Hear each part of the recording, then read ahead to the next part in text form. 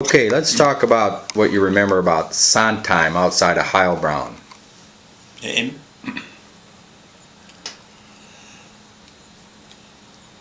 We had crossed the Neckar River, and our objective, the part of Heilbronn was our objective, and we went through that objective, and we kept on going toward Sonthiem, which was almost like a suburb of Heilbronn, and there was a railroad track between the two on the edge of Heilbronn, and connecting over toward Sonthiem.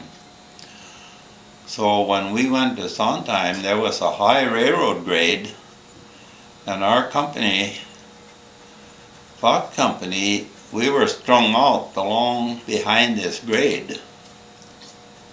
So we had a little protection from behind the grade. But we had a rumor was that they had moved out of Sonthiem, and it probably was the 17th SS Panzer Grenadier Division that was in that area. But according to the reconnaissance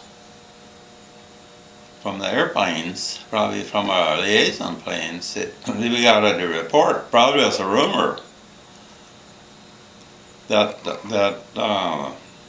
there wouldn't be any resistance in Sonthiem.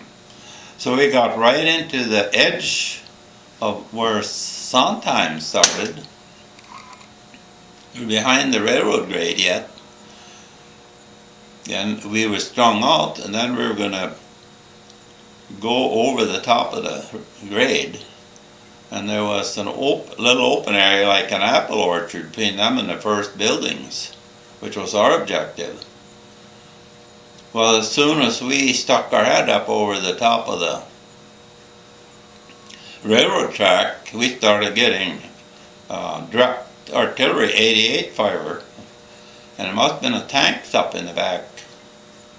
They had 88s in them, because they said it looked like it was direct fire. It wasn't like lobbing artillery. So then, the first thing we did, we started running as hard as we could to get in to where the buildings were. We cut across through the apple orchard as fast as we could, and they were firing. The shells were landing in among the apple trees, and there was a road next to Sonthiem. There was a road cut, and it was like a hard surface road, pretty deep road cut. So our company made it to the road cut. Then we had some protection. So we were laying in the ditch on one side of the road, and the 88s were hitting the bank on the other side of the road, across the road from us.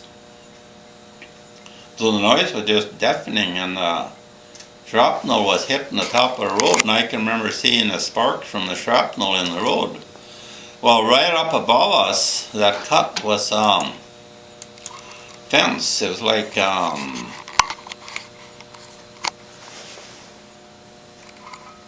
Cyclone type? cyclone type fence with that kind of mesh in it. Mm-hmm. And it was quite tall. So we were pinned down in this draw, in this cut in the road. And so we were laying there, and I remember telling, and our squad happened to be one of the first ones that got across into the cut. And the rest of them were strung out behind us. And so we were in there quite a while, and we were getting pretty heavy fire. And I said, well, to whoever was next to me, and I thought, I don't know what you're going to do, but I know what I'm going to do. I'm going to get up that grade and get over that fence and head for the buildings, because there won't be a matter of minutes. There's going to be mortar fire in there, and we didn't have any protection. So that's what we did. We went up the grade, and we quick jumped on the fence and climbed over it and fell over on the other side and got up and started running as hard as we could for the building. And we made it to the building, first building on the edge of town. And we could see some of them that were coming up behind us, coming up in the apple orchard, where they were really running through all that. The 88 were hitting in the apple orchard. And then when we got up behind the buildings, then they had must have had a machine gun position up on the end of the street, so we were getting small arms fire. While way behind the building, we had a protection enough. So what I remember that first building, there was must have been a cellar under it or something, and it was like a basement or cellar window. First thing Simmons did was go through that window and into the cellar by himself. And the rest of us were up behind the building trying to decide where we're going to go from there. And about that time, I think we ordered at Simmons to come out because we probably were planning on taking off for some more buildings.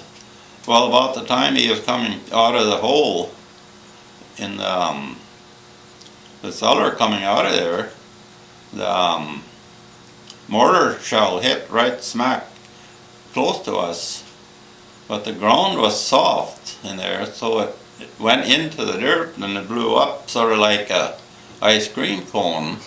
So the shrapnel missed us, but the noise was almost, I don't think, seemed to me we lost our helmets there.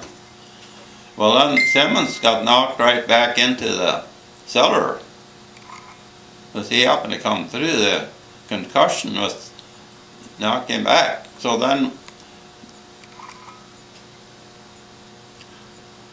a short time later, the rest of the company started coming across at different places. So eventually the whole company got into town. But for a short time, there was only about half a dozen of us over behind that building.